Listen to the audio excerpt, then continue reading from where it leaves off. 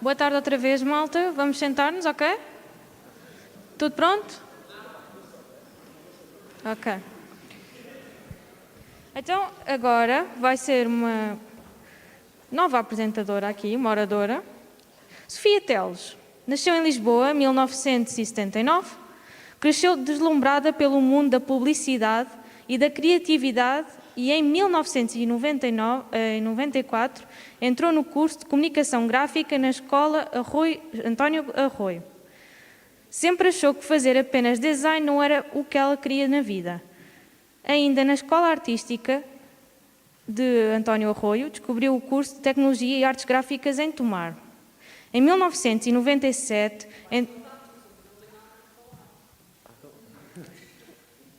Pronto, fazemos um shortcut. Em 2014, até hoje está na L2 Printing, primeiro como account, como tal pezinho na produção, e depois a gerir a equipa comercial. Muitas salvas de palmas aqui para a Sofia Teles. Desculpa, mas é que depois não tinha nada para falar. Sim. Está tudo.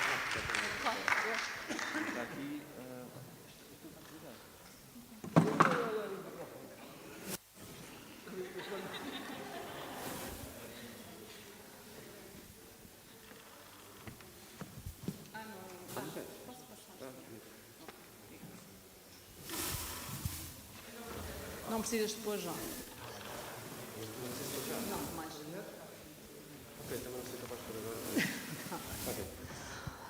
Boa tarde a todos. Júlio, se eu estiver a falar muito alto, baixa o som. Queria agradecer o convite para vir aqui ao Artec. Como antiga aluna, é sempre uma honra o convite. Obrigada. Como já disseram, eu sou de Lisboa, estudei na Escola António Arroio, no curso de Design e Comunicação, mas, bem, a Escola António Arroio é uma escola artística, à semelhança da Soares dos Reis no Porto, e então todas as pessoas que lá estudavam eram génios do desenho, coisa que eu sou péssima. Por isso eu tinha sempre pesadelos nos dias antes das aulas de desenho, porque eu não sei desenhar mesmo nada, não tenho jeito nenhum. Adorei o curso, apesar desse problema técnico, e na altura as coisas eram bem diferentes de agora. Nós usávamos Macs, por isso isto foi em 94, acho eu, e usávamos o Photoshop, em que ampliávamos aquilo de tal forma e a resolução era tão baixa que fazíamos retoque de imagem aos quadrados, pixel a pixel, a preto e branco. Por isso as coisas evoluíram muito desde aí. Em Tomar começámos a ter um bocado de noção da parte técnica e em Tomar, na António Arroio, comecei a ter um bocado de noção da parte técnica e descobri o curso de Tomar, não sei bem como, e achei que era esse o caminho, esquecendo minha falta de jeito para o desenho e que não era esse o caminho decididamente, então vim para cá. O que é que eu gostei no curso? Gostei de termos muita parte de oficinas gráficas, de offset, serigrafia, todas essas coisas, muito para além do desenho, acho que nem sequer havia desenho na altura, não sei se agora há, e da parte de projeto. Gosto de criatividade, muito, mas sempre soube que não queria fazer design, jamais. Jamais queria estar toda a minha vida em frente a um computador, não era de todo aquilo que eu queria fazer. Não sabia o que é que queria fazer, mas aquilo não era. Por isso fiz aqui a licenciatura e, pegando um bocado nas palavras da Catarina, que temos de ser ativos na nossa vida, também temos de ser ativos na nossa vida académica. E há alguns professores que estavam aqui, me conhecem dessa altura, o Júlio, da Associação de Estudantes, e nós nunca nos calámos naquilo que não achávamos correto. E sempre tentámos melhorar o curso, porque os professores estão cá para nós. Nós somos os clientes deles. E se nós não existimos, não há professores. Então acho que os alunos devem ter uma voz e devem sugerir mudanças e devem querer que as coisas sejam diferentes, se for esse o caminho. Nós fizemos na altura, para tentar ser diferente, o Café Design, porque detestávamos o Artec, como ele era na altura, super formal, muito formal. Tinham os senhores todos, das gráficas, de fato e gravata, falar de papel e de máquinas e de tintas. E nós achámos que não era isso que queríamos fazer e achámos que era importante também conhecer o trabalho das outras escolas de design que existiam no país. Tínhamos muitos amigos em várias escolas e queríamos ver o que se fazia nos outros lados. Então organizámos esse café design, fomos às escolas das Caldas, do Porto, do Algarve, sei lá, já não sei, fui eu no meu carro buscar os trabalhos para trazer para a exposição e foi muito engraçado e foi um bocado quebrar do formalismo do Artec num formato que se enquadrava mais àquilo que nós queríamos ver e que acreditávamos. Bem, resumindo, acabei o bacharelato, na altura era bacharelato, e queria mesmo começar a trabalhar. Não queria ficar mais tempo aqui, queria ir para o mercado de trabalho o quanto antes. E não sabia o que é que queria fazer. Queria fazer qualquer coisa relacionada com produção. Então fui bater à porta de gráficas, tipo, alguém me quer dar trabalho? E tive um primeiro trabalho, acho que comecei em setembro, quis aproveitar o verão, e não sabiam o que fazer comigo, por isso vai um bocado à produção, vai um bocado à orçamentação, vai um bocado aqui, vai um bocado ali, e eu odiei, foi horrível. E um dia vi no Expresso um anúncio para uma gráfica que dizia account comercial. Li aquilo e disse, isto é a minha cara.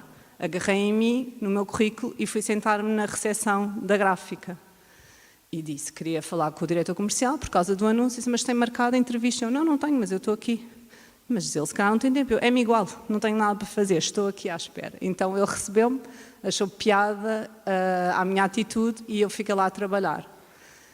E descobri o que eu gosto de fazer, que é a parte comercial. Gosto de estar com clientes, gosto de falar com pessoas, gosto de saber de comunicar, mas muito, muito, muito, muito importante para mim é ter uma base técnica sólida.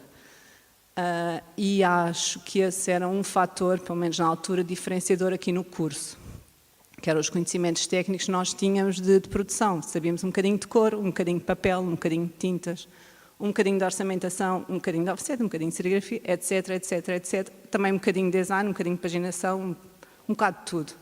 E esses conhecimentos permitiram-me ter abordagens com os clientes uma abordagem sólida e de confiança. E acho que a técnica é o que faz a diferença, porque cursos de design acho que há imensos. Bem, se há imensos é porque também deve haver imenso trabalho na área, não sei. Sei que na outra área técnica há muita falta de pessoas qualificadas e onde eu estou atualmente temos muitas dificuldades em arranjar pessoas qualificadas para estar lá a trabalhar. Por isso não sei, fica a sugestão. Voltando, então comecei a trabalhar aí, trabalhei durante uns anos, adorava o que fazia, trabalhava 12 horas por dia, sempre a correr, mega stress, tudo, adorei. Houve um dia que houve lá uma discussão com a dona da empresa, eu tinha péssimo feitio e a discussão acabou e eu disse, vou-me embora. Vou-me embora, como a Catarina diz, temos que estar felizes onde estamos e há coisas que não têm preço. Ganhava bem, adorava o que fazia, mas naquele dia aquilo cedeu tudo.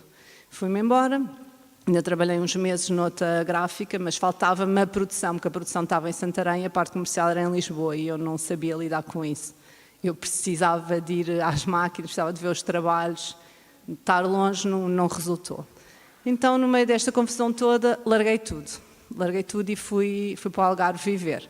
Inicialmente com um ateliê de design, mas passado também uns meses design no Algarve, naquela altura, sem lobbies, sem conhecimentos ali de paraquedas, também não estava feliz com aquilo, então o que é que eu vou fazer? Ok, Algarve, turismo, então vamos, bora lá. O que é que vamos fazer? Ok, uma escola de kitesurf. Muito bem. Então fui instrutora de kitesurf durante 8 anos. Da minha escola, fazia o que eu queria, tinha aquela vida de sonho da praia, mas ainda assim também não era assim tanto sonho. Por isso, passado um tempo também deixei de estar feliz com isso e fui experimentar outras coisas. Então, vou cozinhar, porque eu adoro cozinhar.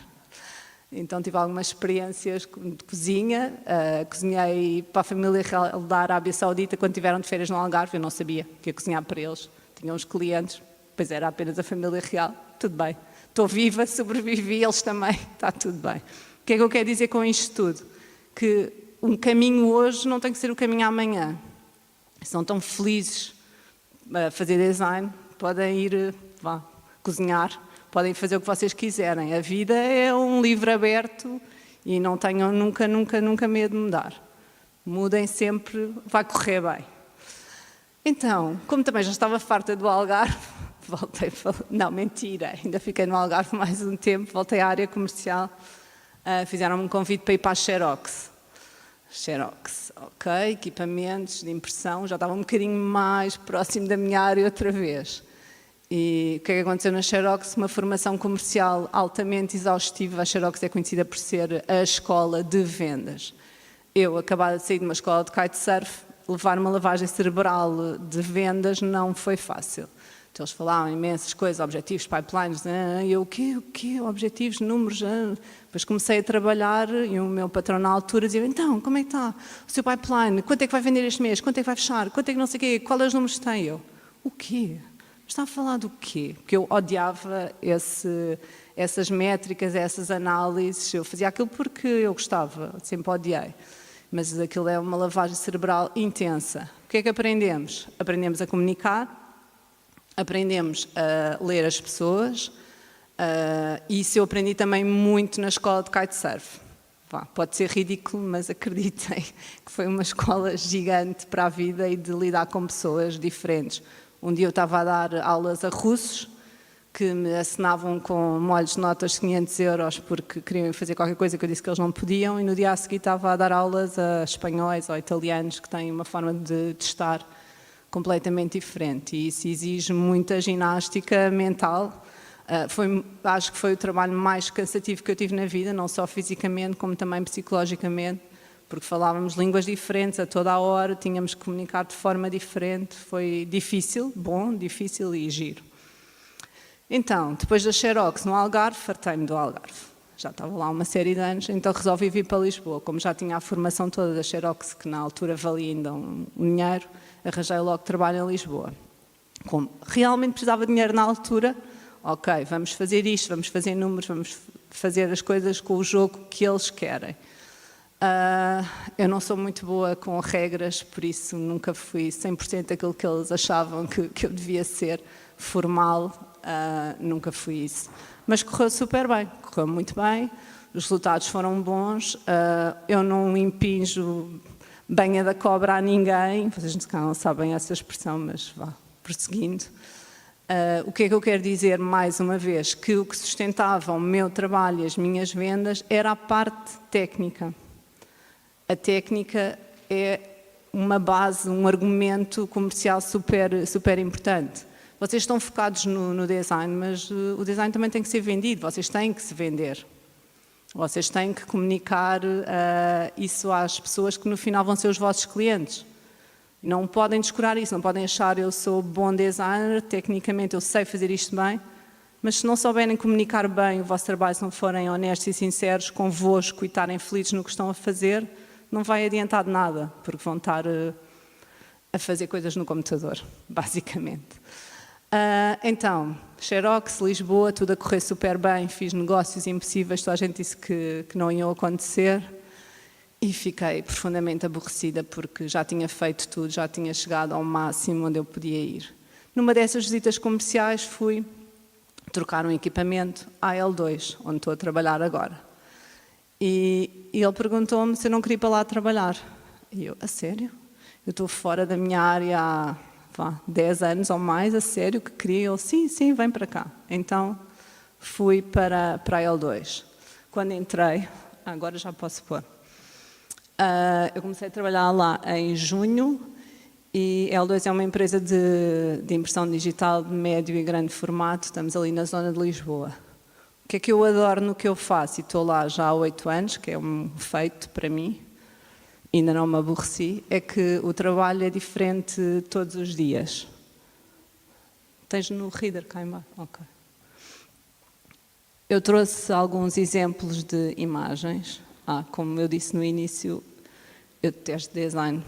Não é detesto, eu detesto fazer, então a minha apresentação está péssima. Não, peço que se abstraiam desses pormenores. Isto está distorcido. Está distorcida a imagem, mas não faz mal. O que é que eu trouxe? Trouxe alguns projetos que foram feitos. E porquê é que eu os trouxe? Não porque são bonitos esteticamente, trouxe-os porque foram desafios para mim. Este trabalho que está aqui foi o primeiro trabalho que eu fiz. Por isso, estamos a falar de uma empresa de impressão digital e o que está aqui são coisas que não têm nada a ver, incluindo obras. Eu entrei e este projeto caiu-me em 3D, numa reunião com um cliente, e normalmente há pessoas que dizem, não vou fazer isto. E eu vi aquilo e que tinha uma sala de azulejos cinzentos que eu tinha transformado num showroom da Lacta Açores. E perguntei lá na empresa, posso fazer isto? Posso fazer o que eu quiser? Porque tinha imensos fornecedores externos, tem ali uns queijos que são feitos tridimensionalmente em esferovite e pintados à mão, tem uma caixa de luz, tem cortinas, tem obras, tem cercas de madeira, tem relva sintética, tem imensas coisas. E na L2 a abordagem deles é sempre, sim, podes fazer o que tu quiseres, a responsabilidade é tua, podes fazer o que tu quiseres. Eu, ok, está bem. Então esse tem sido o meu percurso. O importante daqui é que eu recebo muitas vezes briefings de... Não está a passar? Já está. Ok, era isto que eu queria mostrar. Por isso, do lado esquerdo temos um plano do cliente, da ideia que ele tinha. Esses planos muitas vezes são vagos, nós temos que conseguir ouvir e entender nas entrelinhas qual é que são as expectativas. Para mim, para um trabalho chegar a bom porto, o importante é gerir expectativas. Às vezes não é se tens uma máquina que consegue fazer isto ou aquilo, não. É o que é que o cliente está à espera e é aquilo que temos que entregar. Como vamos fazer, podemos dar a volta ao mundo, podemos fazer o que quisermos, depois também fazemos a nossa interpretação, a nossa criatividade e fazemos as coisas acontecerem. Por isso, aqui do lado esquerdo está a ideia do cliente, e do lado direito está o que aconteceu na realidade. Porquê é que os conhecimentos técnicos são importantes? Porque eu, quando estou a ver o projeto do lado esquerdo, eu estou a pensar como é que as coisas vão ser feitas, que materiais vou utilizar, como é que eu vou transportar, como é que o cliente vai reutilizar, como é que vai armazenar. Tudo isso é muito, muito importante nesta área, ou seja, não é só, eu não vou fazer uma revista, uma brochura, não, eu tenho uma série de coisas, entretanto, que vão ter que ser pensadas, ponderadas, analisadas. Dali, do que está ali, fomos nós tratámos tudo, mandámos construir os móveis, a decoração dos móveis, aquela boneca tridimensional foi esculpida, pintada à mão, a bicicleta foi mandada fazer à medida e encomendada, o cesto das flores, quer dizer, isto o pormenor às vezes é tanto nos trabalhos e temos de nos preocupar com tantas coisas, aquelas formas que estão ali vistas de cima, existem ali umas estrelas, etc. Este projeto também foi semelhante àquele, eu não tenho aqui o esboço do cliente, mas a reunião foi, isto são medicamentos para as alergias, por isso, queremos que alguém que tem esses problemas chegue ao stand, isto é para um congresso médico, chegue ao stand e veja um jardim e comece logo a coçar, porque já está a ficar com alergias só de ver o jardim. A seguir passa por aquele túnel preto, que são umas narinas, e que eu apliquei 600 penas pretas lá dentro, durante 2 dias inteiros, já estava toda preta. Onde é que arranjei as penas? Nas lojas lojas não, foi nas senhoras que vendem penas para o Carnaval de Ovar. Sim, então comprei 600 penas, estive a aplicar lá dentro durante 2 dias. Por isso passávamos por dentro daquele túnel e era horrível, a pessoa tinha comichão e tudo, aquilo tinha som também, pessoas a espirrar. Depois passavam para o outro lado e o outro stand a seguir tinham que passar por dentro também de uns pulmões. Bem, tudo isto vocês podem não ter a percepção, até porque as imagens não estão boas, mas está aqui muito trabalho de pesquisa, de materiais, de fornecedores, está ali uma cortina de ar condicionado, porque a ideia era quando a pessoa saía da narina tinha que levar com ar frio e o ar tinha que cheirar a mentol, por isso eu tive de descobrir uma empresa que fizesse pulverização de ar com cheiro a mentol, etc.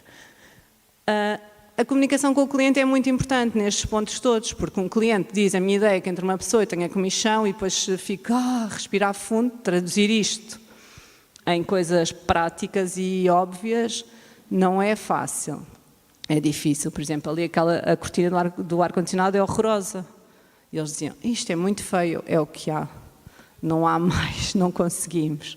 Por isso, não tenham medo de ir além do óbvio, não tenham medo de não aceitar projetos, não tenham medo de arriscar, porque há sempre solução.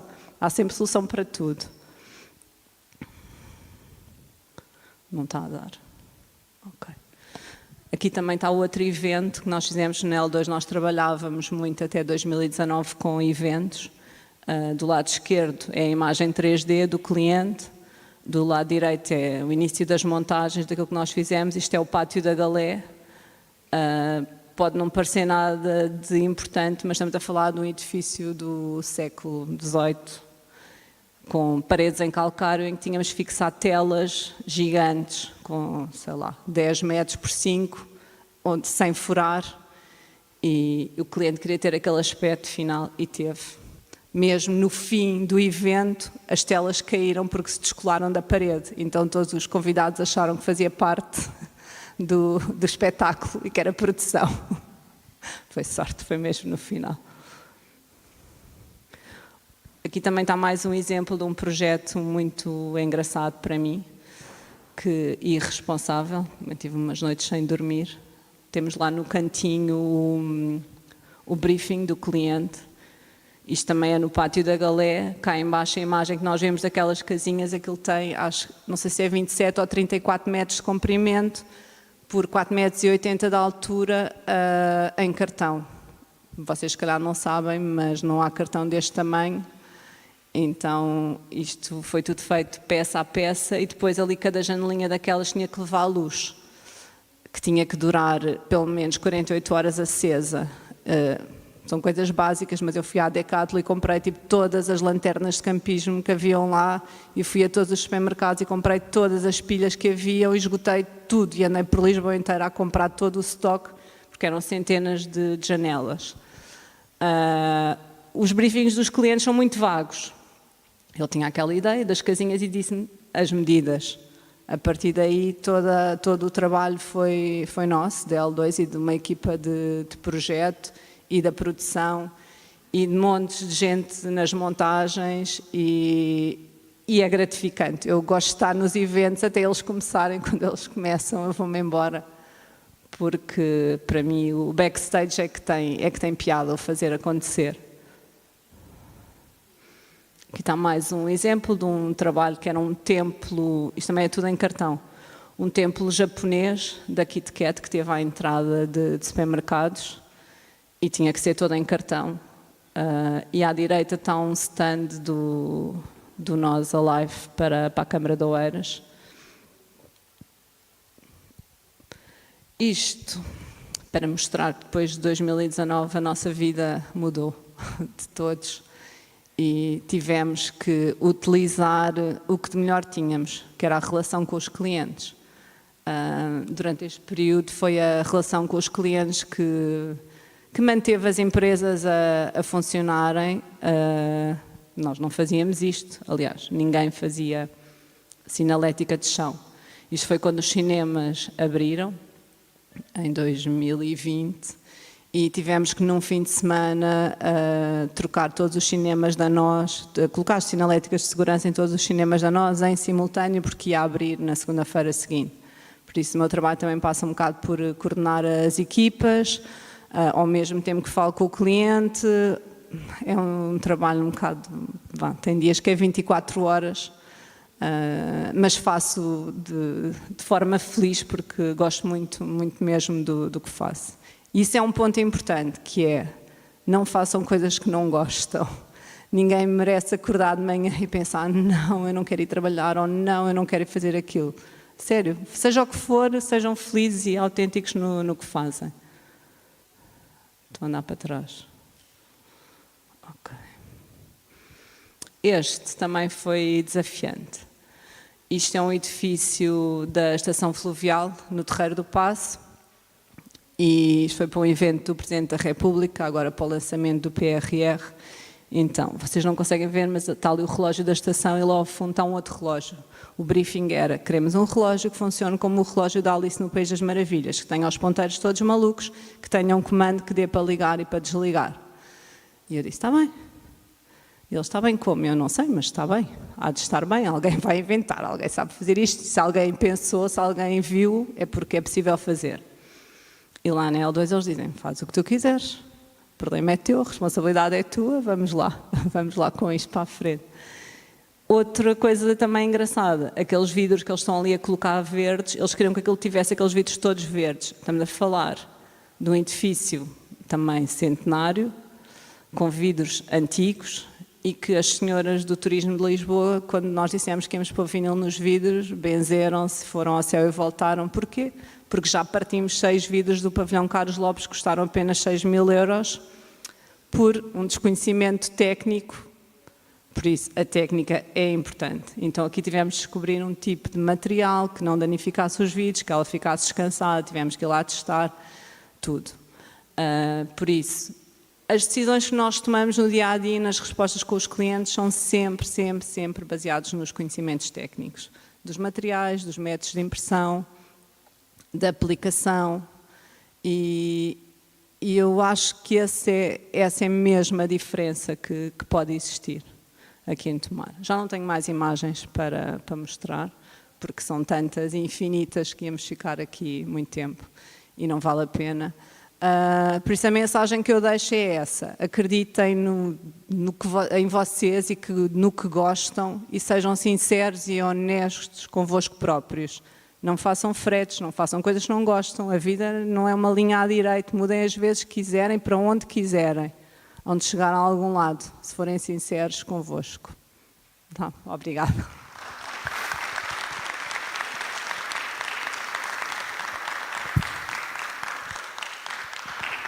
Muito obrigada, Sofia. Alguém tem alguma questão? Sim? Acho que não. Sim, Vítor.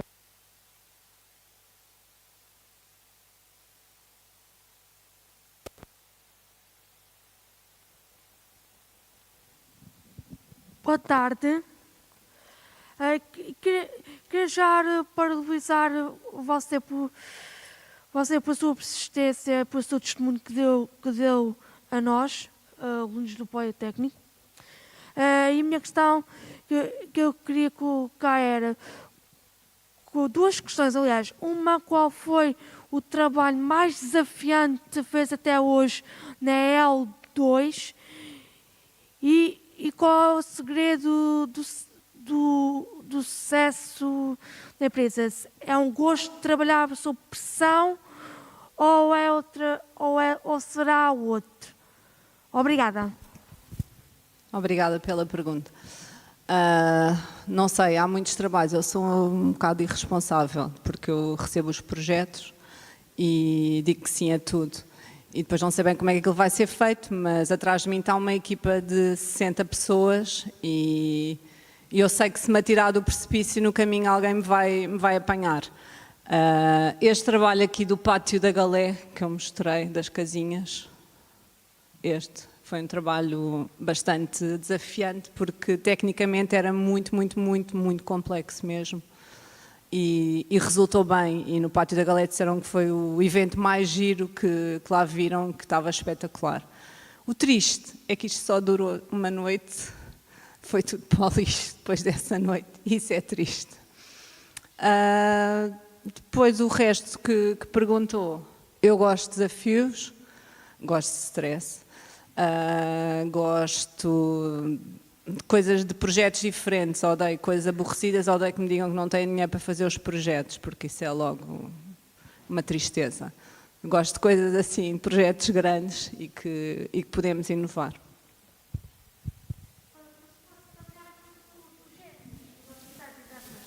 Sim.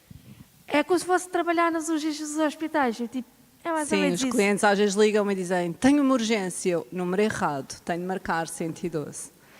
Mas, É uma maneira de explicar, porque isto é prazos, arranjar materiais. Há clientes que pedem e é por isso que é aquela questão de estar sob pressão. Pedem um evento daqui a 3 dias, por exemplo, e tem que se montar tudo. Isso 3 dias é um bom prazo. É um prazo. Era uma maneira de explicar que é tudo sobre stress. Não é só com você, é com toda a equipa que está envolvente. Eu penso que eu vou ter que arranjar um destaque, é sobre stress ou há mais qualquer coisa? Nós temos muito stress. Durante a minha vida, quando eu comecei a trabalhar, eu tinha 21 anos e já nessa altura, na Fernandes e Terceiro, já existia muito stress. E é complicado gerir. Eu fui chorar muitas vezes para a casa de banho, agora já não vou há uns tempos, mas ia muitas vezes. E depois também há uma coisa complicada na nossa área, é que, eu acredito que esteja um pouco melhor, mas ainda assim não está muito certeza. Na indústria gráfica é só homens e é difícil ser mulher. Mas eu acredito que o mérito não tem género, por isso acho que qualquer pessoa pode chegar onde quiser, e não é por ser homem ou mulher que vai ter algum tipo de barreiras, mas sim, mas fui chorar muitas vezes para a casa de banho. Não.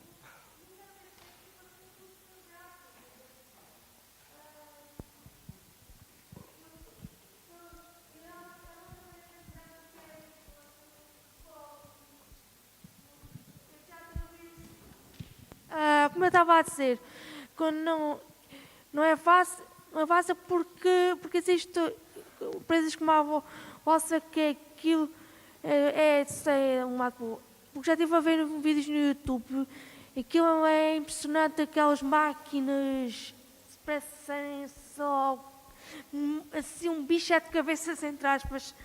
Eu acho que o mais importante é termos sempre a mente aberta e estamos sempre a aprender coisas novas. E é o estimulante nesta área que estamos sempre a aprender. Há sempre técnicas novas, materiais novos, os clientes são sempre diferentes, os projetos são sempre diferentes, por isso é que eu não me aborreço no trabalho que faço. Esta produção, aliás, que está uma coisa, isto também ser por parte da produção também não é fácil. Porque um designer tem que se puxar mais para o Illustrator, Photoshop e isso tudo. Também, por vezes, a gente acaba de saber afinal, quem é que faz mais? E a gente nem dá conta. Foi um produtor gráfico, isso é incrível. Como é que os produtores gráficos fazem trabalhos tão espetaculares como você mostrou? Isso é gratificante. A gente está a organizar este evento e a gente ficamos a aprender algo. Uou, e não sabia que isto era feito por um produtor gráfico. Parece que é feito... Quem vê isso pensa que foi alguns dias fáceis com as crianças, mas não é. E eu acho que isso é de louvar este evento, por isso eu quero agradecer pelo seu testemunho e também à organização também da Artec. Para mim, o meu obrigado a si, aos restantes oradores e à organização. Obrigada. Obrigada.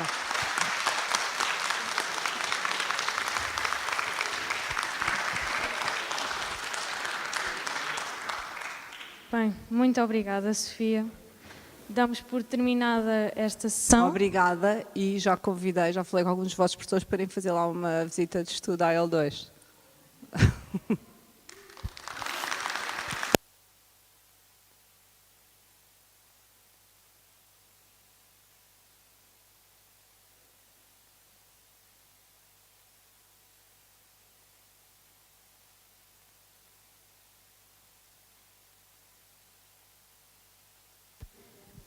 Ok? Sim. Agora, só 2 minutos.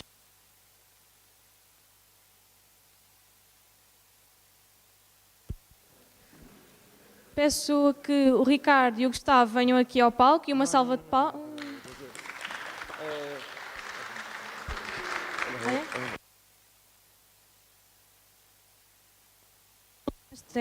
Problemas técnicos, afinal. Temos outro orador agora, Vasco Oliveira, de Rui de Lacerda. Uma salva de...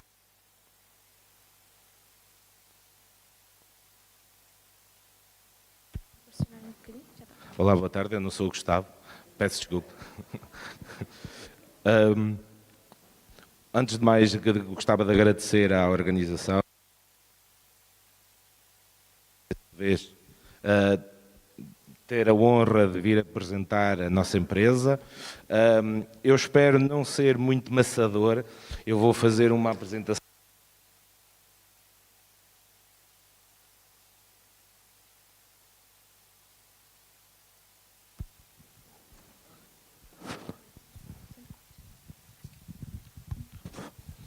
Faz sempre parte disto, não é? E, portanto, gosto de fazer apresentações dinâmicas. Não vou fazer desfeita à organização, vou-me sentar, mas não se espantem eu sair um bocadinho da cadeira, faz parte da minha gênese. Portanto,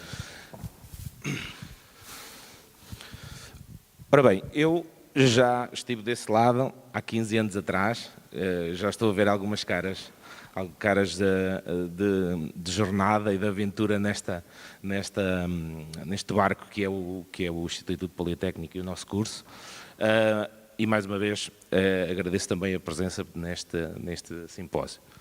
A nossa empresa, Rui de Lacerda, é uma empresa que já conta com 72 anos. Nós estamos essencialmente em tudo o que é indústria gráfica. A nossa empresa é constituída por 4 setores. É a gráfica industrial, onde nós encontramos os offset, o flexo, a serigrafia, a tampografia, tudo digital, tudo o que possa envolver a indústria gráfica. Depois temos outro setor, que é o dos plásticos, e outro segundo, as borrachas, onde vão complementar também outro setor, que é o setor da reciclabilidade, da reciclagem, que nós estamos inseridos há cerca mais ou menos de 10 anos atrás. E temos também o papel e o cartão, principalmente para a indústria transformadora do papel. Todas elas são um bocado dispares umas das outras, mas não se vejam só pelo aquilo que é cada das áreas, porque elas complementam-se em muitas áreas e a nossa empresa é um pouco o camaleão nestas áreas e vai buscar informação e conhecimento em todas elas para variedíssimas aplicabilidades dos nossos dias. O tema que me trouxe cá hoje foi um bocadinho... Desculpa. Foi um bocadinho na lógica do tema, ok, do design, much more than that, com a parte da impressão funcional. Todos nós temos em nós próprios qualquer peça, é gráfico, é design, existe qualquer coisa impressa. E, portanto, para isso teve que haver uma funcionalidade para isso e no nosso dia-a-dia a ideia cria, digamos, a funcionalidade. A serigrafia aqui veio trazer, que é o que me trouxe hoje, foi cada vez mais e tem vindo a ser cada vez mais inovador no que consta a impressão funcional. Ela vai dar uma importância acrescida à peça, com ideias completamente dispares que nunca antes ninguém tinha pensado.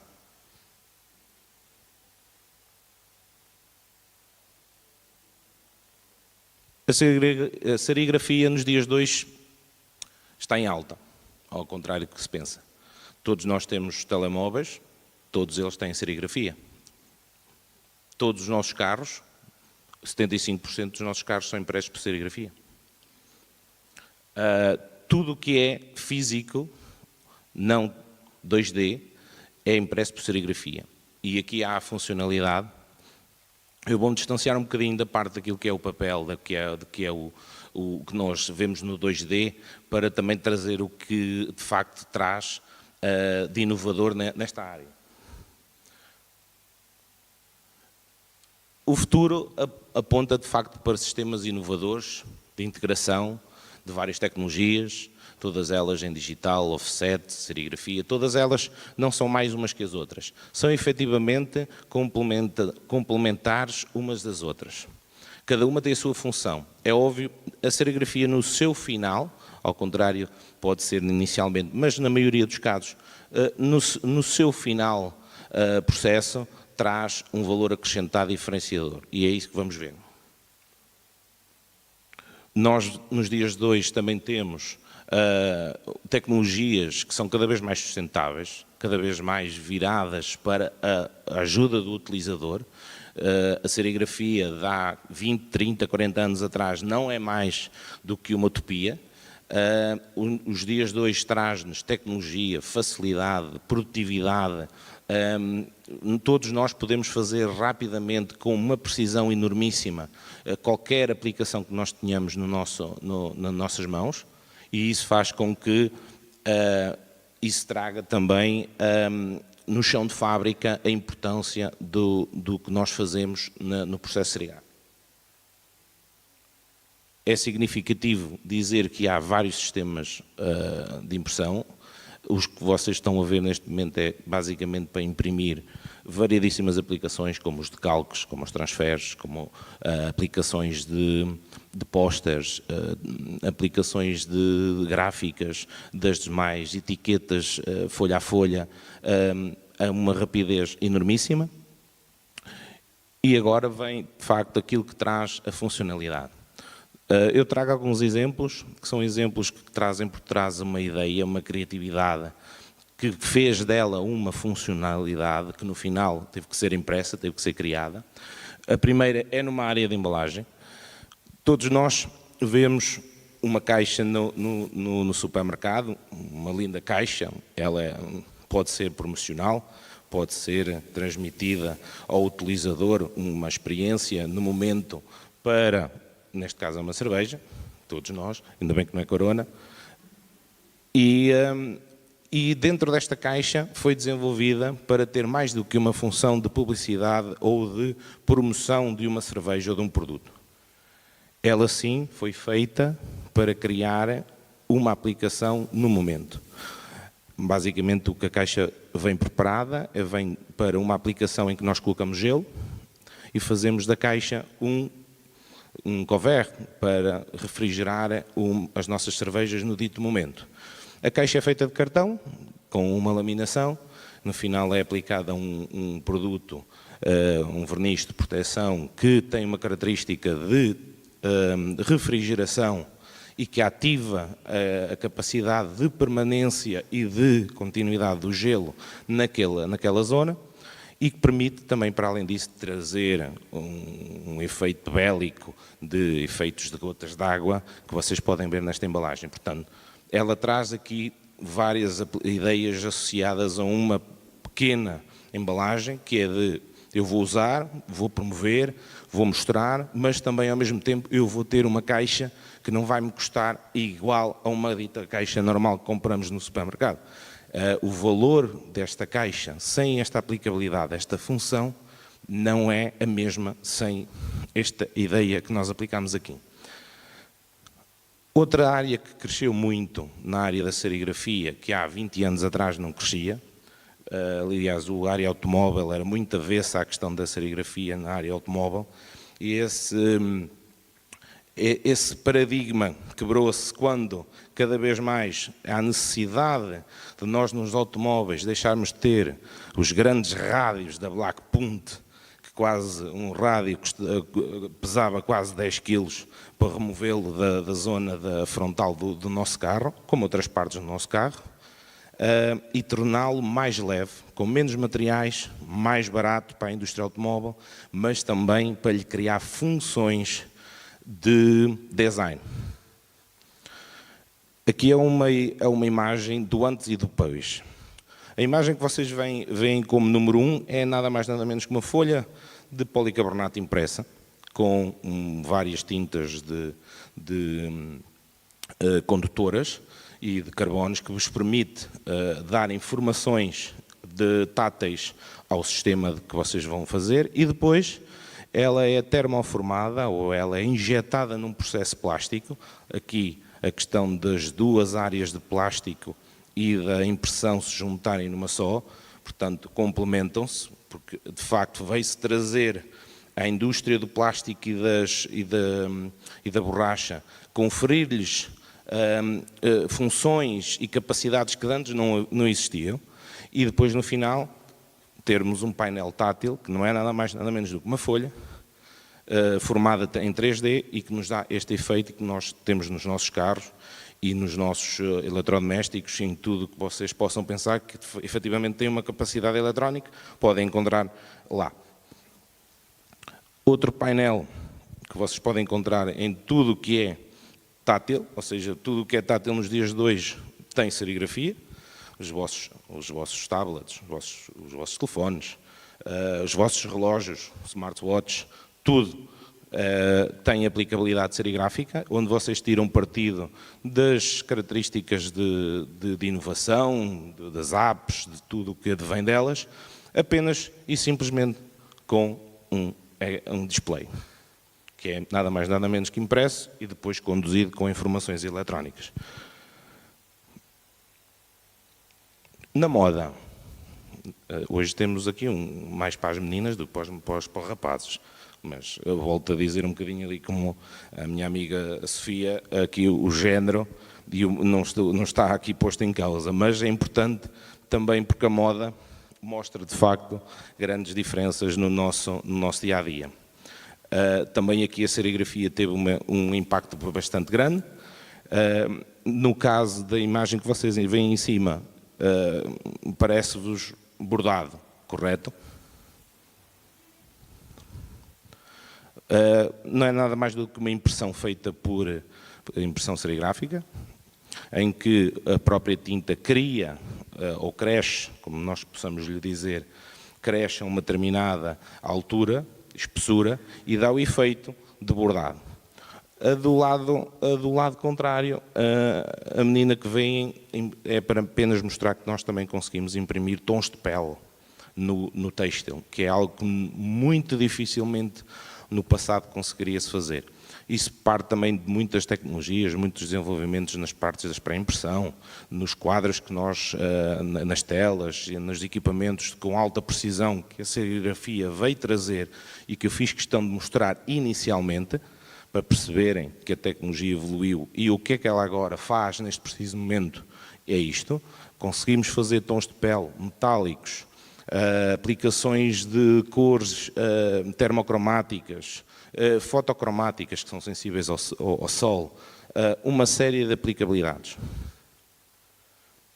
Como disse anteriormente, há de facto aqui uma variedade de efeitos que nós conseguimos fazer nos nossos dias, que é termos uma t-shirt como a que temos na imagem, foi uma t-shirt desenvolvida que traz 3 produtos num só de diferenciadores, ou seja, ela mede-vos a temperatura, vocês podem estar a uma temperatura de 30, 39 graus e ela muda de cor. Estas aplicações são muito nos dias de hoje vistas na área, por exemplo, da puericultura, as roupas para o bebés. O bebé está numa determinada temperatura elevada, se é ao sol ou noutra zona, e a própria roupa muda de cor, dando um alerta à mãe ou ao pai para a situação em questão. Ou também fotocromáticas, ao sol, elas mudam de cor, há outra cor por debaixo da t-shirt, vocês podem ver e podem ter outra informação. Portanto, as ideias aqui são as demais dentro desta área, como também podem ter fluorescentes, em que tem a característica de fluorescência, alguém que vai correr, que vai no seu dito normal, uma t-shirt negra, há uma luz que vem em reflexão e ela automaticamente tem essa característica. Portanto, mesmo na moda, há uma variedíssima de funções que foram criadas para além da aplicação que nós temos no dia 2. Na eletrónica, não deixa de ser também associada à área do automóvel e à área que está cada vez mais na mote dos nossos dia-a-dias. Basicamente, aqui o que nós vemos é um display do nosso ar-condicionado, ou de casa, ou até mesmo de um esquentador, que não é nada mais, nada menos do que uma placa, uma película de policarbonato impressa com determinadas pistas e que dá informação, e do outro lado vocês veem um quadro serigráfico aberto que mostra uma abertura de um desenho que vai ser aplicado no display, que pode chegar ao fio de cabelo. Portanto, vocês conseguem, nos dias de hoje, imprimir até um fio de cabelo. Ok? Outras aplicações que nós vemos nos dias de hoje, que eu chamo-as as aplicações camufladas. Nos automóveis vocês podem, quando entram dentro do automóvel, veem uma chapa de alumínio escovada nas laterais do automóvel. Não é metal, não é alumínio escovado, nem tão pouco ou mais ou menos. É sim a mesma aplicação que nós falámos anteriormente, é uma folha de policarbonato impressa que é depois moldada e cria-vos o efeito do escovado, seja na lateral dos carros, seja na frente dos automóveis para imitar o escovado, a madeira, qualquer outra aplicação nobre que o carro vai ter que demonstrar. Na gráfica nós temos aqui várias aplicações, que algumas já falei em outros simpósios, mas eu dou aqui uma ideia de um trabalho que nós chegámos a fazer há uns anos atrás, que eu por acaso já partilhei com a organização. Há uns anos atrás houve uma revista que teve uma ideia de fazer algo completamente fora da caixa, que era ter uma edição completamente, na sua capa, completamente escura. E a capa ia ser entregue daquela forma, negra, frente e verso. Porquê a capa ser toda negra e ser enviada para o mercado sem qualquer informação do que lá vinha? A revista era cintada no seu processo final e depois tinha uma indicação no plástico de retrátil que dizia: ponha no micro-ondas.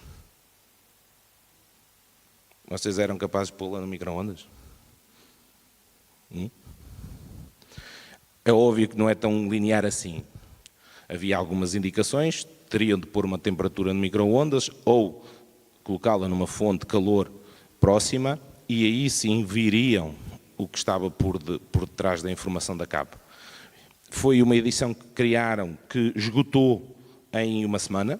Normalmente era uma revista associada à área do design ou à área da moda, tinha muito essa lógica associada e não quiseram fazer uma coisa completamente diferente, e que foi aí que houve a disrupção da ideia que tinham nas capas e na sua forma de promoção, que levou aquela revista a criar coisas completamente diferentes, como por exemplo a capa ter uma aplicação frontal com uma imagem de uma caixa de fósforos e com um fósforo dito normal, nós com a capa conseguíamos acender o fósforo. Ideias funcionais para dar uma ideia criativa de uma capa, uma chamativa, apelativa. Neste caso, acaba por ser uma impressão funcional em algumas das situações que informo aqui e que mostro aqui, mas também podem ser como acabamentos finais. A ideia que está por trás da aplicação, essa sim é que vai criar a sua funcionalidade. A imagem do 3D que vocês veem da embalagem foi feita para uma empresa farmacêutica e basicamente o que a empresa farmacêutica queria era uma embalagem que pudesse levar para uma feira que fosse completamente diferente de todas as outras. Nós fizemos este projeto com o cliente em que aplicámos um género de um braille mais alargado, mais exagerado, criando um efeito 3D ou de bola de basquete, que se pode também fazer, o efeito de bola de basquete, e além disso fomos mais além e colocámos um termocromático. Para além disso, ainda quisemos também fazer algo que foi colocar uma tinta de segurança.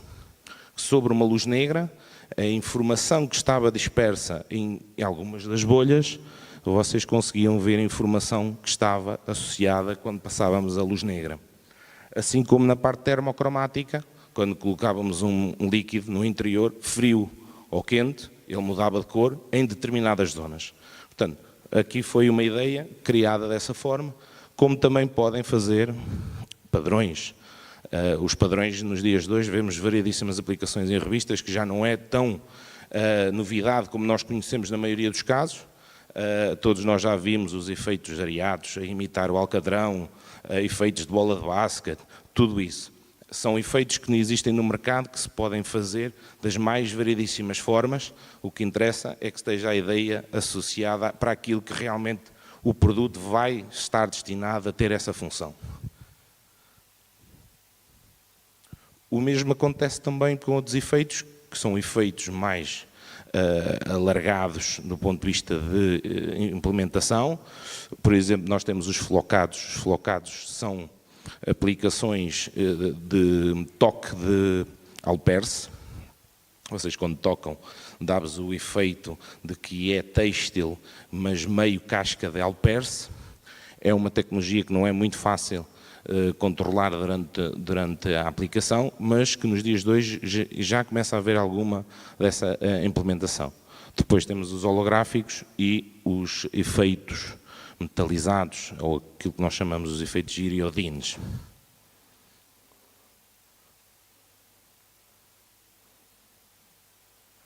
Também nas aplicações técnicas, nós temos variedíssimas aplicações técnicas na indústria. Neste caso, é um caso na área das bicicletas, de 2 empresas em Portugal. Nós temos um cluster muito grande e uma indústria muito forte nas bicicletas em Portugal. E esta indústria teve também a ideia e vontade de criar coisas diferentes. Uma delas foi efetivamente resolver um problema, que era retirar os autocolantes, criar-lhes uma resistência, uma forma diferente de aplicar nas rodas, nos quadros, nas peças, nas pedaleiras, mas que conferissem as mesmas resistências, as mesmas funções, mas com algo mais. No caso deste cliente, 2 aplicações que nós fizemos, que não estávamos muito cientes que iria funcionar, mas funcionou, foi de facto, em primeiro lugar, foi fazer impressão direta de serigrafia nas rodas. Não existia máquinas no mundo para imprimir os aros das rodas de uma só vez. Foi um projeto aliciante que nós tivemos que desenvolver e criar uma máquina de raiz, conjunto com os nossos parceiros e as empresas com que nós trabalhamos, e depois fazer algo mais do que isso.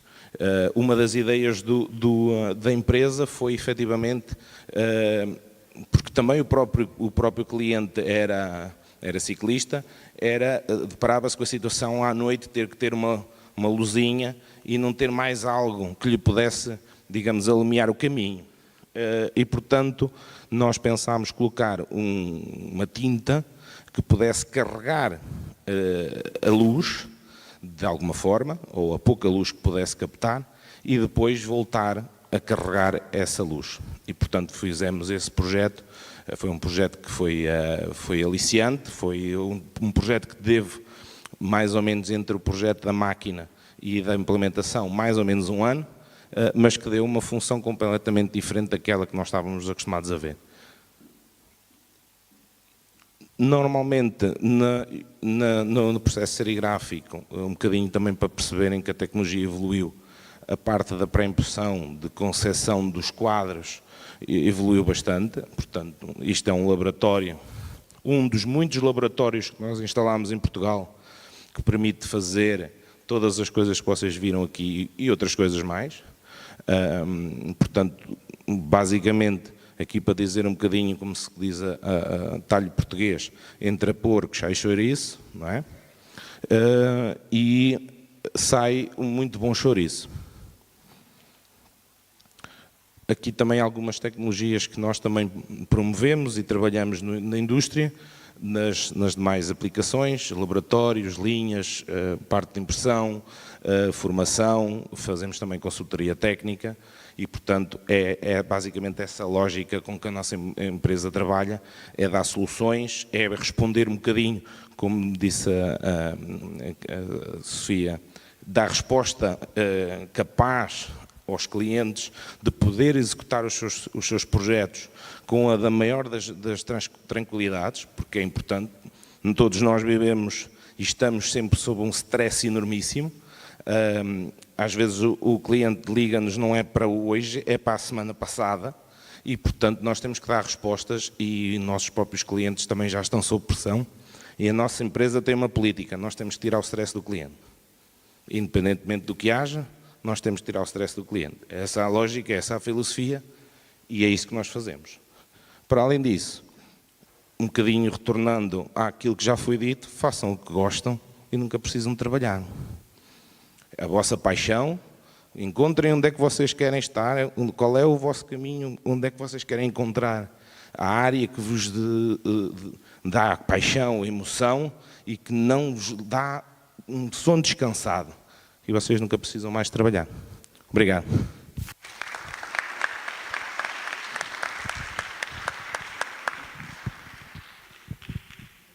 Obrigado pela apresentação. Há alguma pergunta no público? Alguém quer fazer uma pergunta? Onde está o Vitor?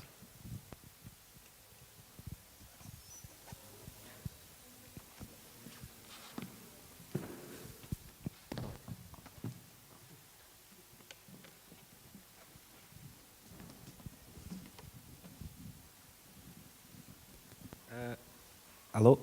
A minha pergunta vai um bocado direcionada para a questão das tintas utilizadas em termos de automóveis, em que deu aquele exemplo em que tínhamos do lado esquerdo a tinta impressa vermelho, ou seja, sobre o suporte preto, e do lado direito iluminado.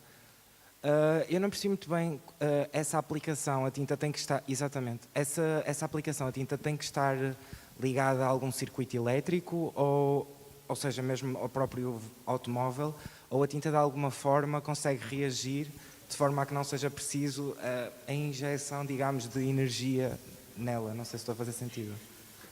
Era mesmo só isso, fecha curioso. O processo é mais simples do que parece. Nós, dos dias de hoje, até conseguimos fazer, até podemos encomendar um kit de pastas de carbono e pastas condutoras e de fazer o nosso sistema. Só temos que ter basicamente uma fonte de alimentação no final.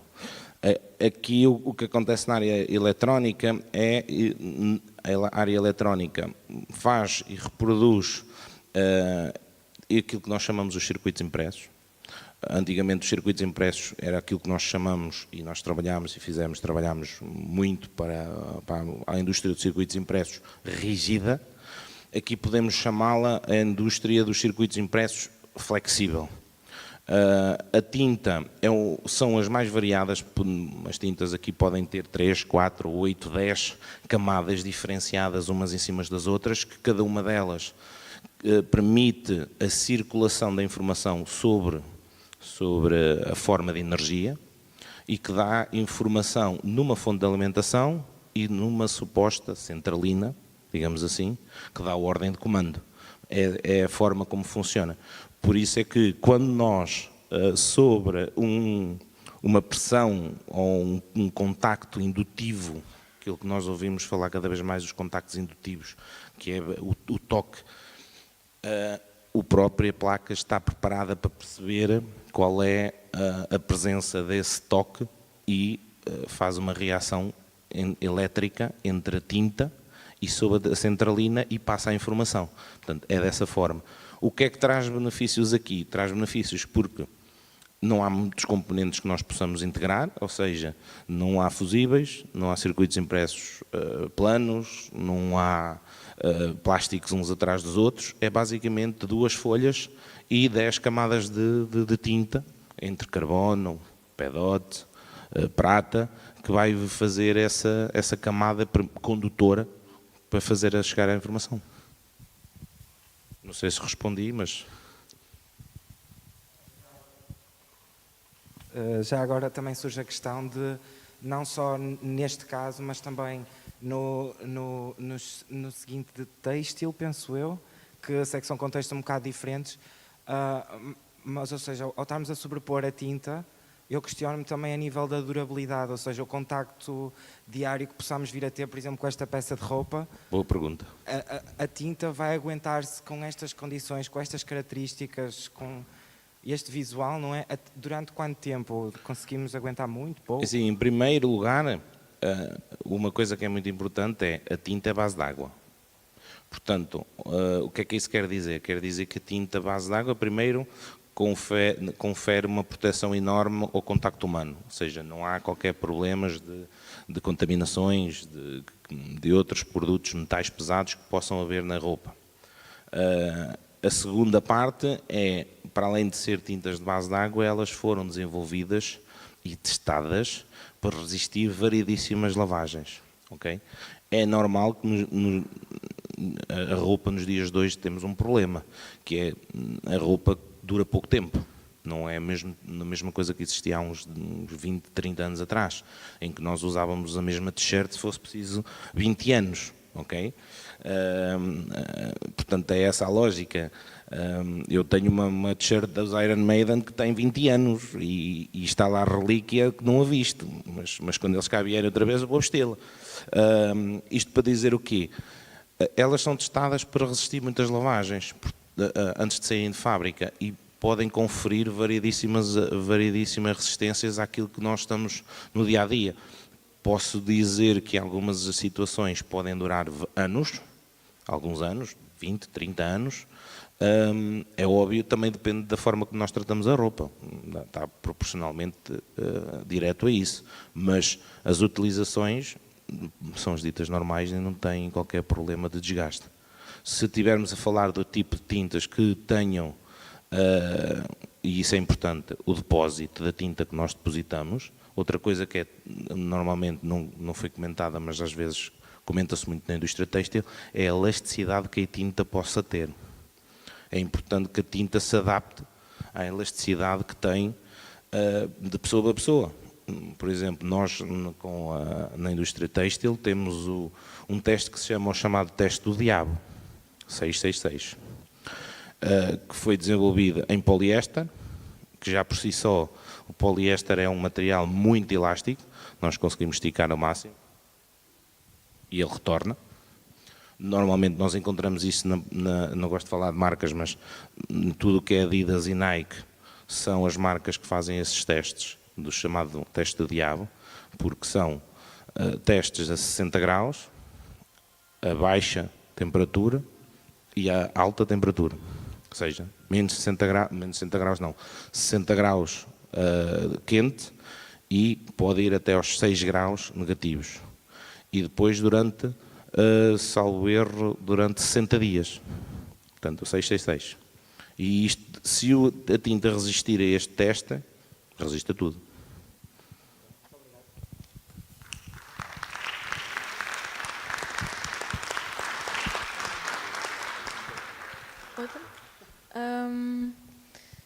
Então, agradecemos muito. Vitória, eu vou lá. Então, a minha pergunta, você falou sobre uma capa negra que viram? Desculpa. A capa negra que Sim. imprimiram na revista? Sim. Foi em serigrafia? Sim. Toda? Toda. Pronto. O efeito era só mesmo esse e para criar, para dizer às pessoas para meter no micro-ondas, mas não chegou a explicar porque é que A ideia foi essa. era só isso, não fazia outro tipo Não. de efeito?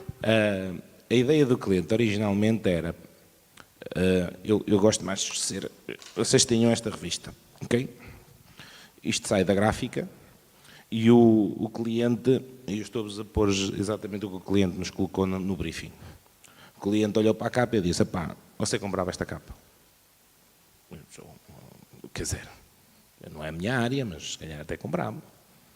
Mas não é isso que eu quero que você me responda. É, se você visse isto nas bancas, comprava já. Isso é diferente. E nós, no briefing, ao final de 20 minutos, perguntámos ao cliente, você quer o quê? Quer esconder a capa? É isso mesmo. Ok, então a gente resolve isso de uma forma barata, salvo seja. Porque isto há 20 anos termocromáticos custava uma pipa de massa. Que não é o preço que custa hoje. E o cliente lá começou um bocadinho a esticar-se. Ok, está bem, isso é um preço à brava, mas é um preço a pagar. Ok, então vamos embora. Fizemos um teste na gráfica com o nosso cliente. Ele gostou do que viu nas 20 capas que fez, que basicamente este que aqui está fica tudo preto. Ou seja, é impresso um termocromático na frente e no verso. E quando isto está, se fizer aqui um bocadinho de fricção à temperatura humana, ela começa-lhe a mudar a cor. A ideia aqui do micro-ondas era um bocadinho suscitar, para além da ideia da função, criar provocação. É óbvio que há pessoas que meteram micro-ondas. Houve mesmo pessoas a fazer e a mandar e-mails para a empresa, para a revista, a dizer: olha, a minha queimou. Está bem, mas queimou porquê? Pôs um minuto. Oh, minha senhora, não era um minuto, pá, era 20 segundos. E houve um restyling logo na versão a seguir, que foi ao final de 2 dias, 3 dias, porque esgotou ao final de 2 dias, assim que caiu uma capa negra a dizer mete-me no micro-ondas, foi tudo.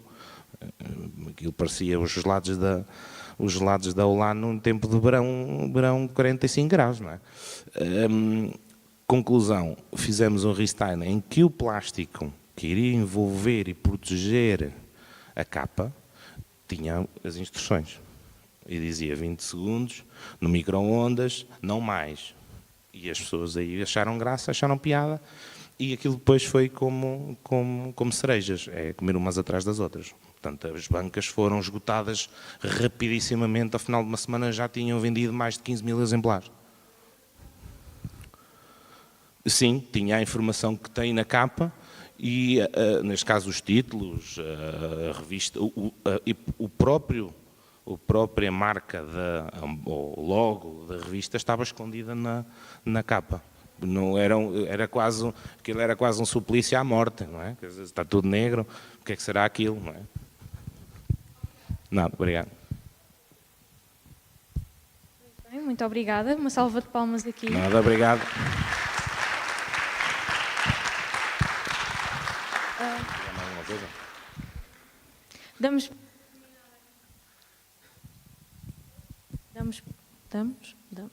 Damos por terminada a sessão aqui do Sr. Vasco Oliveira, do Rui de Lacerda, e vamos continuar para Urban Art. Mais uma vez, obrigado.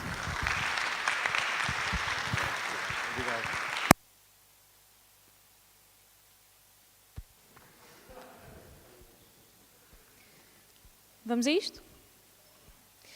Então, vou começar por apresentar o Ricardo.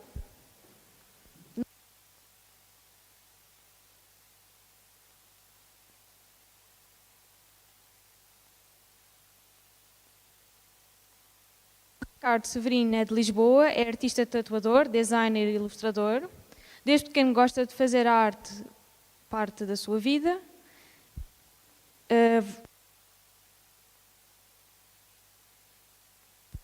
Com sprays e mais tarde a tatuagem com 5 anos de experiência. Nos últimos 2 anos tem vindo a explorar mais o desenho digital. O design também é algo recente no seu leque de produção e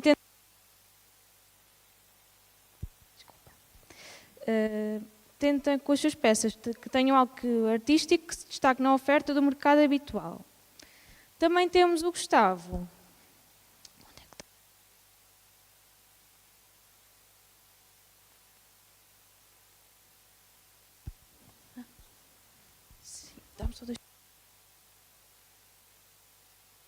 Artista, em 2015 decidiu entrar no concurso de desenho digital de 3D, onde conheceu o mundo das artes gráficas e dos sprays. Atualmente está a concluir a licenciatura de design,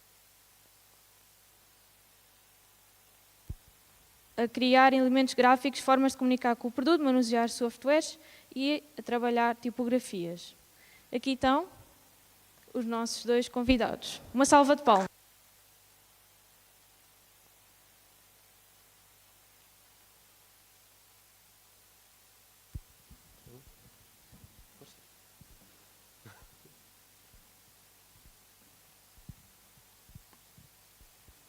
Bem, então eu vou aproveitar.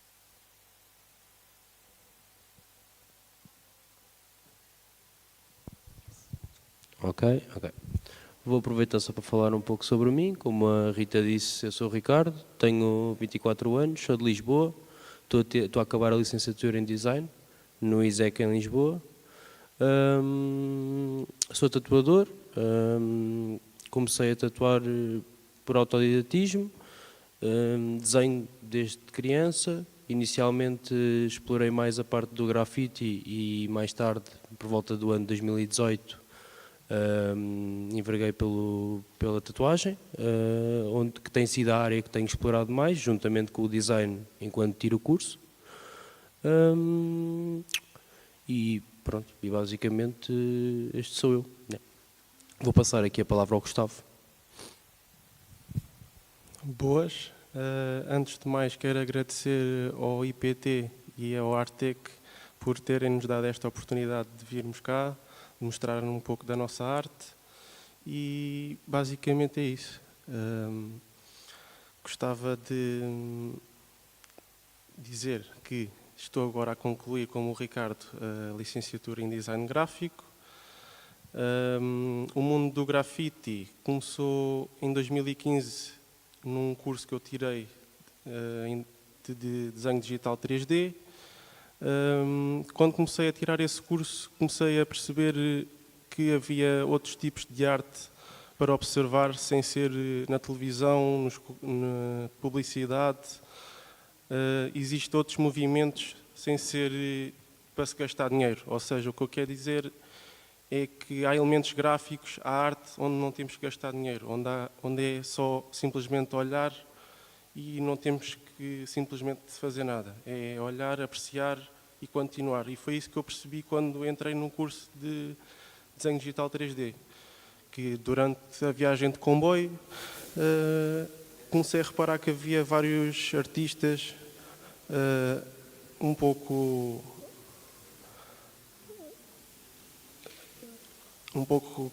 desconhecidos dentro da norma da sociedade e achei engraçado todo esse panorama e foi aí que comecei a dar as primeiras pintadas e comecei a conhecer algumas pessoas nesse curso que estavam nesse ramo.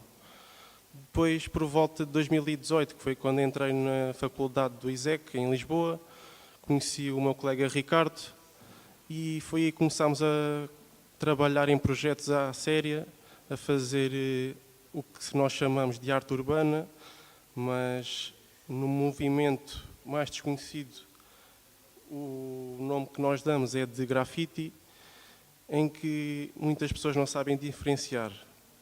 E eu tenho uma explicação simples para isso, em que o grafite basicamente é ilegal e a street art é legal. Acho que não há muita diferença nisso e é isso. Queres dizer agora o quê?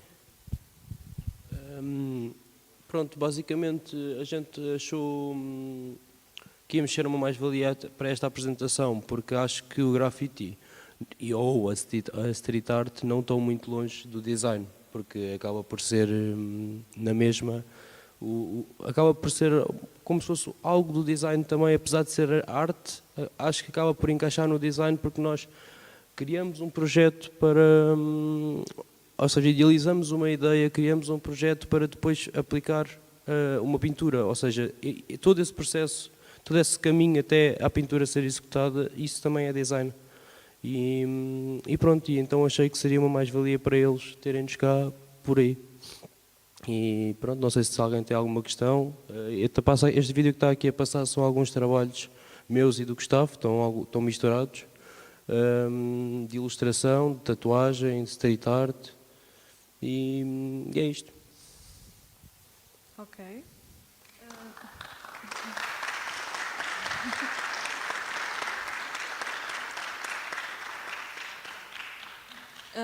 O mural que vemos aqui hoje foi pintado entre ontem e hoje e eu achei muito curioso porque já se nota que tem muita prática, ou seja, o Gustavo e o Ricardo pintaram um M e sem mais nada pintaram um E ali e que encaixou tudo. E eu acho que... E acho que é uma coisa que daqui por 30 anos farei ainda melhor, porque acho que nunca deixamos de aprender. E mesmo no design também acredito que seja assim.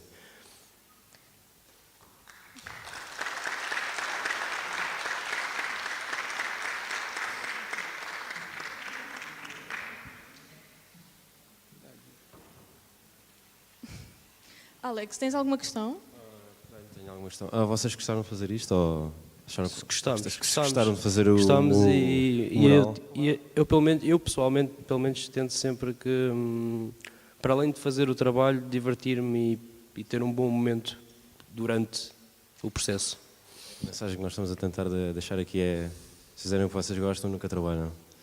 Foi muito bom e todo o envolvimento e toda a organização da vossa parte foi espetacular. Obrigada. Eu vou passar aqui a palavra ao Gustavo porque estou a ser um bocado egoísta. Sim, eu gostava de perguntar uma coisa também aos dois, que é... Ou seja, o grafite é uma coisa que é much more than that, não é? Ou seja, o grafite ou a street art? É street art, desculpa.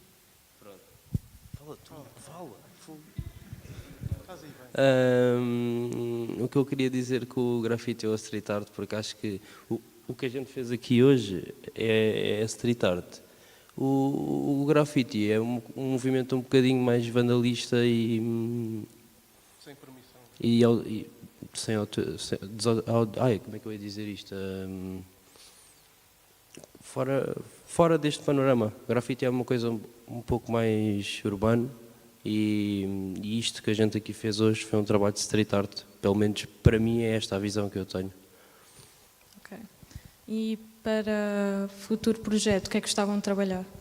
Assim, de fazerem street art, a nível de desenho.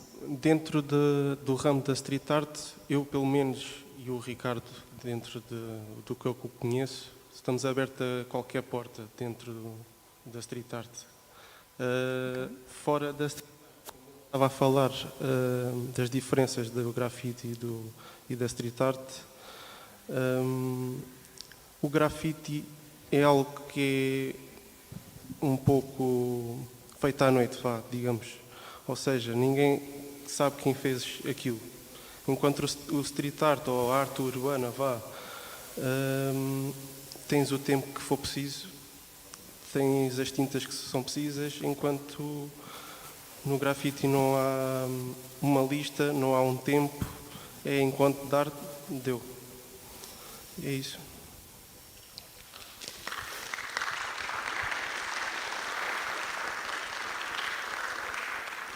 Obrigada. Alguém tem alguma questão aqui do público? Ok. Vamos também dar vez a outras pessoas também? Pode ser? Kevin? Não? Pode ser?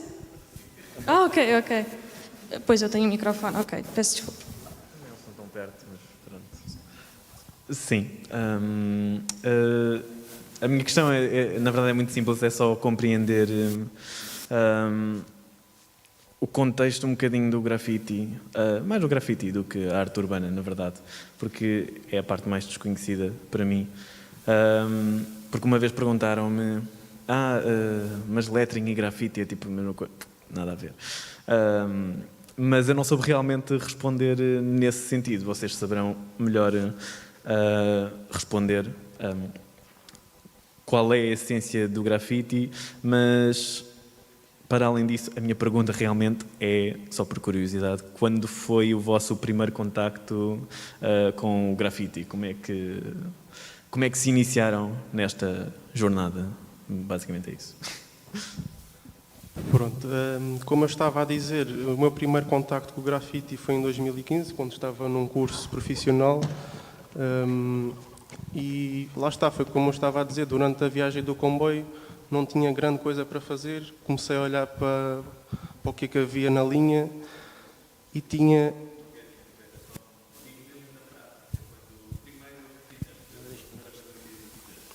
A primeira coisa que eu fiz foi algo simples, foi dentro de um armazém abandonado, sem grandes pressões, e foi aí que eu comecei a perceber se era realmente aquilo que eu gostava ou não. Depois comecei a fazer outras coisas que não devia. Pronto, eu basicamente também o que me suscitou a curiosidade para o grafite também foi a mesmo que o Gustavo, não da mesma forma, mas foi vendo o que se passava na rua e não sei, eu sempre desenhei, como disse, mas chegou uma altura que eu percebi mais ou menos o intuito do grafite, ou pelo menos tomei a minha visão do grafite e decidi que por que não experimentar. E pronto, isso desenvolveu-me em quem sou hoje, basicamente. Continuando a respondendo à tua pergunta, agora lembrei-me de algumas coisas. Quando eu comecei a observar essas peças de grafite, eu não percebia porque que as pessoas faziam isso, nem porque que arriscavam a tal coisa, sabendo que não ganhavam nada com aquilo. E a conclusão que eu chego até hoje é o que todos os oradores disseram até agora, que é: temos que gostar realmente do que fazemos, senão não fazemos. E eu acho que não há nenhuma arte mais humilde que essa, que é não receber nada em troca, simplesmente olharem e dizer que está bonito, pronto. É isso.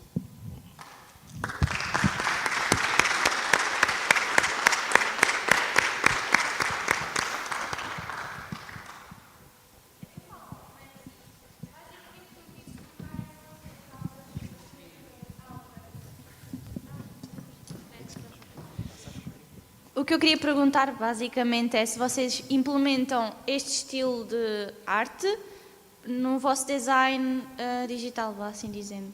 Eu tento ao máximo, mas sinto que, pelo menos onde eu estou a estudar, isso não é muito um ponto positivo. Ok. Imagina, a tua questão, estás a falar da nossa arte em termos de grafite legal ou ilegal? Por exemplo, isto acaba por ser um bocadinho um estilo de letra, vá assim dizendo, não é? E o que eu queria saber é se vocês acabam por implementar estas cores, este tipo Sim. de imagem, por exemplo, num cartaz, num cartão, qualquer coisa, é um bocadinho claro. por aí, pronto. Claro. Simplesmente a diferença que o grafite tem do resto da arte urbana e tudo o que é legal é grafite são letras. Tudo o que não são letras já está a passar um pouco do que é grafite. Ok, então só se fossem as letras é que basicamente era grafite, visto que tem todas as outras Não, cores? até podemos fazer isto com peixes por trás e pessoas, só que nós estivemos aqui porque falámos com vocês e há uma autorização. Eu acho que esse é o ponto-chave do que é o grafite mesmo. Ok, obrigado. Nada.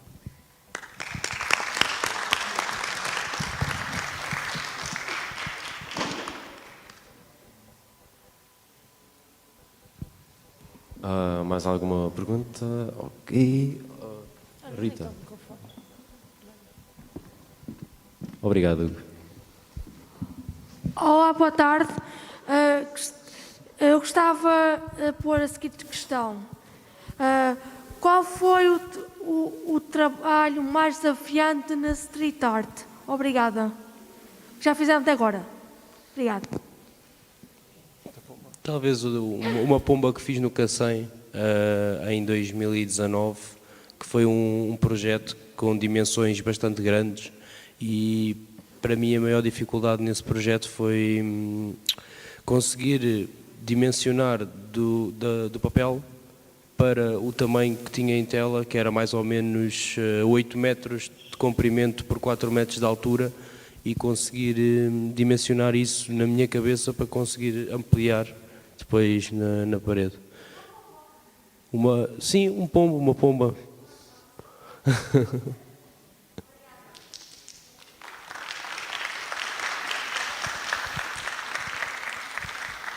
Muito obrigada por terem vindo hoje. Se calhar damos por encerrada a nossa sessão de tarde.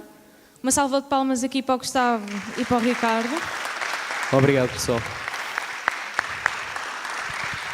Muito obrigado pela oportunidade. Podes repetir, ninguém ouviu. Muito obrigado pela oportunidade. E já agora quero agradecer à Rita e ao Hugo por nos terem ido buscar ontem e terem explicado toda a cena de onde é que estamos, onde é que tínhamos que ficar. Foram muito bacanas nisso tudo. Yeah. Obrigado. Muito obrigado.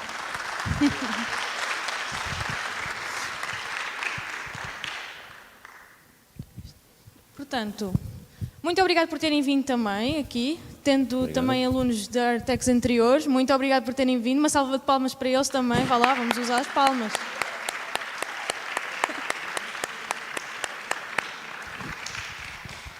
Pronto. Encerra-se assim um dia no Artec, o primeiro dia, amanhã há mais. Portanto... O quê? Não. Ok, já sabem. Ok. Pronto, ok. Muito obrigada. Adeus, tchau, tchau.